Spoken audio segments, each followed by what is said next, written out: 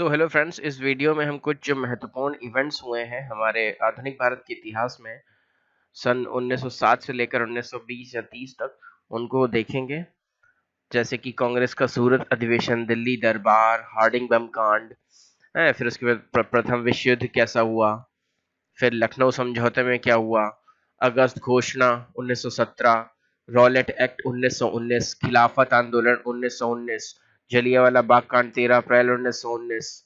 ठीक है, तो इन सभी टॉपिक्स को हम इस वीडियो में कवर करेंगे।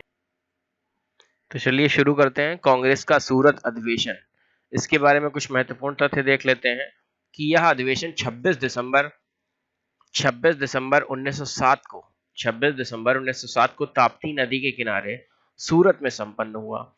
इस अधिवेशन में कांग्रेस स्पष्ट रूप से नरमपंथियों व गर्मपंथियों में विभाजित हो गई।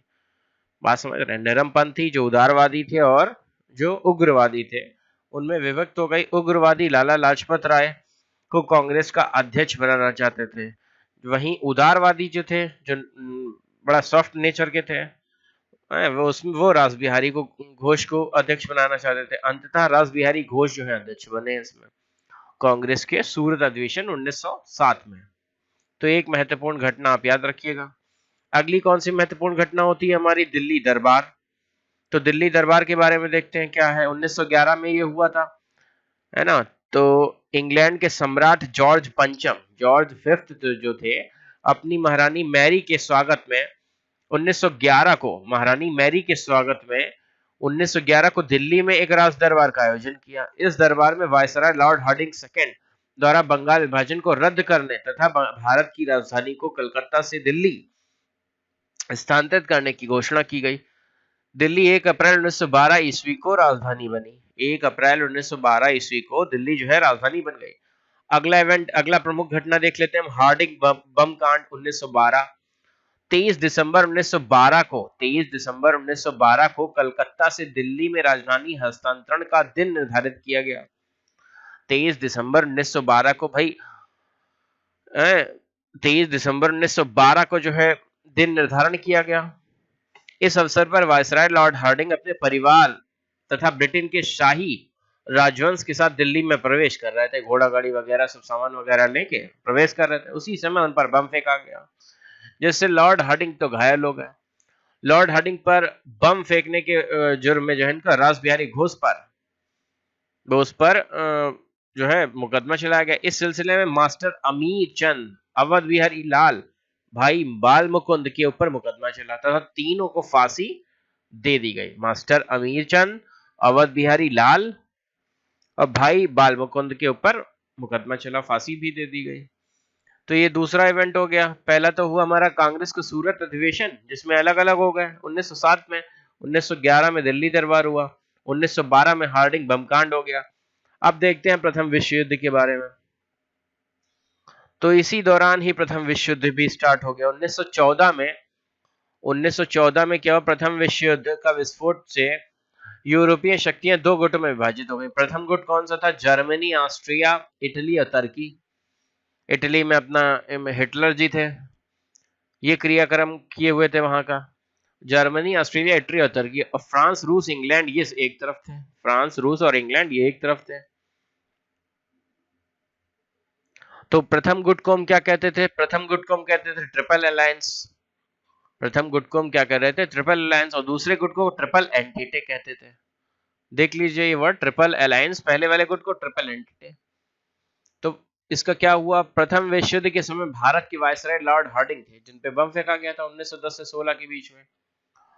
युद्ध के दौरान तिलक, महात्मा गांधी ने ब्रिटिश सरकार की सहायता के लिए धन व सेना की सहायता से हेतु गांव-गांव का दौरा किया। मतलब बाल गंगाधर तिलक और महात्मा गांधी, इन दोनों ने ब्रिटिश सरकार की सहायता की उस समय। युद्ध आरंभ होने के बाद दिसंबर 1914 ईस्वी में भूपेन्द्र नाथ बसु की अध्यक्षता में कांग्रेस अधिवेशन मद्रास में हुआ। भूपेन्द्र नाथ बसु की अध्यक्षता में अधिवेशन मद्रास में हुआ। इस अधिवेशन में साम्राज्यवादी युद्ध का पूर्ण समर्थन किया गया। साम्राज्यवादी युद्ध का पूर्ण समर्थन किया गया। ब्रिटिश साम्राज्यवादियों की विजय की कामना की गई कि ये लोग जीत जाएं। कांग्रेस के मद्रास अधिवेशन में गवर्नर लॉर्ड पेंटलैंड मद्रास उपस्थित थे। गवर्नर लॉर्ड पेंटेंट, भाई ब्रिटिश का ही अधिकारी उपस्थित था तो उनकी चापलूसी भरी बातें तो करनी ही थी। और फिर पहली बात तो अपने ही लोगों को सेना में भर्ती किया है, ब्रिटिश की सेना में, तो अगर ब्रिटिश हारती है तो अपने लोग भी हारेंगे, मारे जाएंगे, इसलिए उनकी विजय की कामना करनी थी इनको। कांग्रेस के इतिहास में प्रथम अवसर था जब कोई गवर्नर अधिवेशन में उपस्थित हुआ था। अरे भाई उपस्थित होना ही था, क्योंकि उनका समर्थन लेना था विश्व युद्ध के लिए। 1916 ईस्वी में कांग्रेस और मुस्लिम लीग का संयुक्त अधिवेशन कहां हुआ? लखनऊ में हुआ। 1916 ईस्वी में कांग्रेस और मुस्लिम लीग का संयुक्त अधिवेशन लखनऊ में हुआ। लीग के अध्यक्ष जिन्ना थे, कांग्रेस के अध्यक्ष अंबिका चरण मजूमदार थे।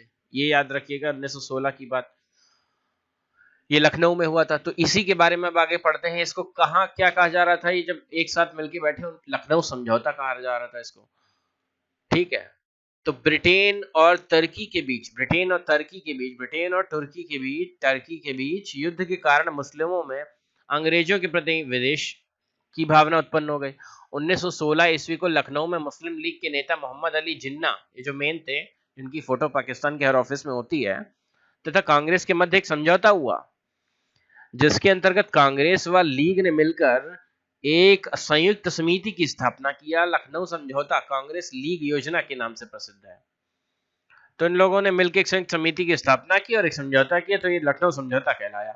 समझौते के अंतर्गत कांग्रेस ने मुस्लिम लीग के सांप्रदायिक प्रतिनिधित्व की मांग स्वीकार कर ली। बताइए कि सांप्रदायिक प्रतिनिधित्व हम देंगे इतना परसेंटेज। 1916 ईस्वी को लखनऊ कांग्रेस अधिवेशन की अध्यक्षता अंबिका चरण मजूमदार ने की थी, जो कि हम ऊपर वाले पॉइंट में पढ़ चुके थे। लखनऊ समझौते का विरोध मदन मोहन मालवीय जी ने किया। ये भी अच्छी बात है, करना चाहिए था विरोध। भाई क्यों तुम्हें सांप्रदायिक समझौता दें जब सभी हिंदुस्तानी हैं। इसी दौरान लखनऊ समझौते में क्या हुआ कि इसी के आसपास एनी बेसेंट जी जो थी, एनी बेसेंट के प्रयासों से संवैधानिक उपायों द्वारा स्वशासन प्राप्त करने के उद्देश्य से भारत में होम रूल लीग की स्थापना हुई। बाल गंगाधर तिलक ने 28 अप्रैल 1916 को महाराष्ट्र में होम रूल लीग की स्थापना की, जिसका केंद्र पूना बेलगांव कर्नाटक था। ये केंद्र थे। 1 सितंबर 1916 ईस्वी में एनी बेसेंट द्वारा मद्रास में Akhil Bharatiya home rule league की स्थापना की गई। जॉर्ज अर्डेल को लीग का सचिव बनाया गया। इसमें गोपाल कृष्ण गोखले द्वारा स्थापित servant of India society, servant of India, India के सेवक के सदस्यों को होम रूल लीग में प्रवेश की अनुमति नहीं थी। बताइए, गोखले साहब ने मना कर दिया, भाई उधर मत जाइएगा होम रूल लीग में, ये हमारे काम करिए। लीग के प्रभाव से बेसेंट को 1917 ईस्वी में कांग्रेस अधिवेशन की प्रथम महिला अध्यक्ष बनाया गया। भाई लीग का इतना प्रभाव हो गया था एनी बेसेंट जी के द्वारा जो बनाई गई थी कि उन्हें प्रथम महिला अध्यक्ष बना दिया गया 1917 में कांग्रेस अधिवेशन में। जून 1917 में होम रूल लीग के मुख्य नेताओं Annie Besant, George Arundale, B P Wadia को गिरफ्तार कर लिया गया। इसके विरोध में सुब्रमण्यम अय्यर ने सर नाइटहुड की उपाधि वापस कर दी। ये एक इवेंट हो गया। अब अगला इवेंट हम देखते हैं, अगस्त घोषणा। ये भी बहुत इंपॉर्टेंट है, बहुत सुन रखी होगी अपने इस घटना को आप सभी लोगों ने, और ये बहुत एग्जाम में आती है। तो इसमें क्या हुआ कि भारत सचिव मॉन्टेग्यू, जो मॉन्टेग्यू थे, भारत सचिव थे, सेक्रेटरी थे, 20 अगस्त 1917 ईस्वी को ब्रिटेन की कॉमन सभा हुई। उसमें एक प्रस्ताव पढ़ा गया जिसमें भारत में प्रशासन की हर शाखा में भारतीयों को अधिक प्रतिनिधित्व दिए जाने की बात कही गई। इसे मॉन्टेग्यू घोषणा कहते हैं। मतलब ये पॉजिटिव न्यूज थी। इस घोषणा पत्र में भारत में उत्तरदायी सरकार की स्थापना, जिसमें शासक जनता के निर्वाचित सदस्यों के प्रति उत्तरदायी हो, शासक जनता के निर्वाचित सदस्यों के प्रति उत्तरदायी हो। शासक मतलब जो शासन कर रहा है वो उत्तरदायी हो निर्वाचित सदस्यों के द्वारा, मतलब एमएलए एमएलसी के उत्तरदायी। उदारवादियों ने इस घोषणा पत्र को भारत का मैग्ना कार्टा कहा। तो भाई भारत उदारवादी जो है खुश हो गए। उग्रवादी तो चाहते थे नहीं, आप हमें पूरा दे दीजिए, यहाँ पे शासक को भी खत्म कर दीजिए, हम ही निर्वाचित सदस्य, हम ही शासन कर लेंगे। लेकिन उदारवादी इससे खुश हो गए कि रहे वो ब्रिटेन ही शासन करे हम पर, लेकिन हमको निर्वाचित सदस्य को बताया जाए कि कितना खर्चा कहाँ कर रहे हो, क्या काम होना चाहिए। तो उदारवादी ने इसको भारत का मैग्ना कार्टा कह डाला।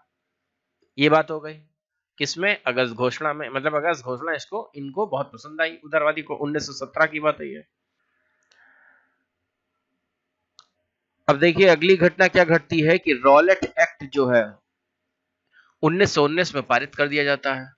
सरकार ने क्या किया कि 10 सितंबर 1917 ईस्वी में न्यायाधीश सर सिडनी रॉलेट, ये जो थे न्यायाधीश थे, जस्टिस थे, इन जस्टिस महोदय ने क्या कहा कि अध्यक्षता में एक सेडिशन कमेटी की स्थापना की गई। इसका उद्देश्य भारत में क्रांतिकारी आंदोलनों की जांच करना था। जांच क्या करना था? उनको सप्रेस करना था। इस एक्ट के द्वारा अंग्रेज सरकार जिसको चाहे, जब चाहे, जितना चाहे बिना मुकदमा चलाए बंद रख सकती थी। यह जनता की सामान्य स्वतंत्रता पर प्रत्यक्ष कुठाराघात था। इस एक्ट को बिना अपील, बिना वकील, बिना दलील, सब कुछ बिना, कोई आपका सुनी बात नहीं जाएगी, आपको सीधे अंदर कर दिया जाएगा। कानून भी कहा गया बिना अपील, बिना वकील, बिना दलील। इसे काला अधिनियम कहा गया, आतंकवादी अपराध अधिनियम कहा गया, जिसे 18 मार्च 1919 को पारित कर दिया गया। महात्मा गांधी ने रॉलेट एक्ट के विरुद्ध सत्याग्रह सभा बनाई, जिसके सदस्य जमनालाल दास, द्वारका दास, शंकरलाल बैंकर, उमा सुमानी, बीजी हानीमैन थे। महात्मा गांधी ने क्या कहा? केवल सभा बना ली रॉलेट एक्ट के विरुद्ध। इस सत्याग्रह सभा में ज्यादातर होम रूल लीग के युवा सदस्य थे। जो एनी बेसेंट जी कार्य कर गई थी, स्थापना कर गई थी, उसी पर ही, उसी बेस पे महात्मा गांधी ने अपना भी कार्य करना चालू कर दिया। लीग के सभी शाखाओं से संपर्क कर देशव्यापी हड़ताल, आंदोलन, प्रार्थना सभाएं आयोजित करने का निर्णय लिया गया। इस एक्ट के विरोध में 6 अप्रैल 1919 को एक देशव्यापी हड़ताल करवाई गई। 6 अप्रैल 1919 को देशव्यापी हड़ताल करवाई गई। 30 मार्च 1919 को आंदोलन का नेतृत्व स्वामी श्रद्धानंद ने संभाली। 30 मार्च को जो आंदोलन हुआ उसमें स्वामी श्रद्धानंद ने संभाला इसकी कमान। महात्मा गांधी ने इस एक्ट के विरुद्ध सत्याग्रह किया, किंतु उन्हें 8 अप्रैल 1919 ईस्वी को हरियाणा के पलवल से गिरफ्तार कर लिया गया। इन्हें गिरफ्तार कर लिया गया। अब बहुत प्रमुख घटना देखते हैं हम, जलियांवाला बाग हत्याकांड। ये भी रॉलेट एक्ट के विरोध में जुलूस निकालने के कारण ही हुई थी घटना। 13 अप्रैल 1919 इसमें क्या हुआ देखते हैं। रॉलेट एक्ट के विरोध में अनेक स्थलों पर जनसभाएं आयोजित की जा रही थी। इसी दौरान सरकार ने पंजाब के लोकप्रिय नेता डॉक्टर सैफुद्दीन किचलू और डॉक्टर सत्यपाल को गिरफ्तार कर हिमाचल प्रदेश की धर्मशाला में नजरबंद कर लिया। 10 अप्रैल 1900 ईस्वी को नजरबंद कर लिया। 10 अप्रैल 1919 को इसी गिरफ्तारी के विरोध में करने के लिए 13 अप्रैल 1919 ईस्वी को अमृतसर के जलियांवाला बाग में तो उनकी गिरफ्तारी को विरोध किया गया और जलियांवाला बाग में एक जनसभा आयोजित की गई।